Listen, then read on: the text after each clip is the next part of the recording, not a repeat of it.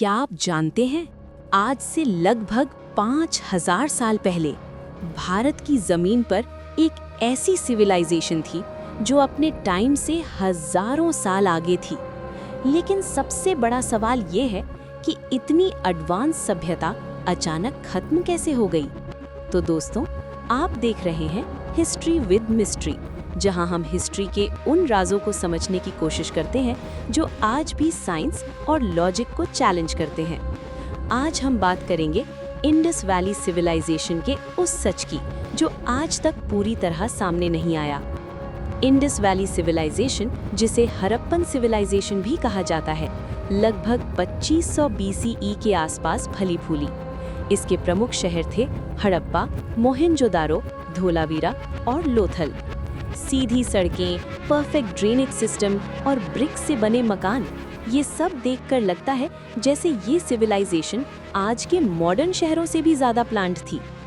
लेकिन इतनी एडवांस होने के बावजूद एक दिन सब कुछ खामोश हो गया। ना युद्ध के निशान मिले, ना ही किसी बड़े विनाश के सबूत। तो सवाल ये उठता है कि इंडस वैली के लोग अचानक गायब कहाँ हो गए। खुदाई के दौरान रिसर्चर्स को मिले पक्के मकान, सील्स, वेट्स और शहरों की प्लानिंग के सबूत। लेकिन हैरानी की बात यह है कि आज तक हम उनकी लैंग्वेज पढ़ नहीं पाए। उनकी लिपि आज भी हिस्ट्री का एक अनसॉल्व्ड पजल बनी हुई है। इस राज को सुलझाने के लिए कई थियरीज सामने आईं। कुछ हिस्टोरियंस मानते हैं कि क्लाइमेट चेंज और लंबा सूखा इसका कारण बना। कुछ कहते हैं कि इंडस नदी का रुख बदल गया, जिससे खेती और जीवन दोनों मुश्किल हो गए। और कुछ थियरीज ये भी कहती हैं कि ये लोग धीरे धीरे अपनी जगह छोड़कर कहीं और बस गए, बिना किसी लड़ाई के। सच चाहे जो भी हो, इंडस वैली सिविलाइजेशन हमें ये सिखा कर गई कि सबसे एडवांस सभ्यता भी वक्त के आगे बेबस हो सकती है।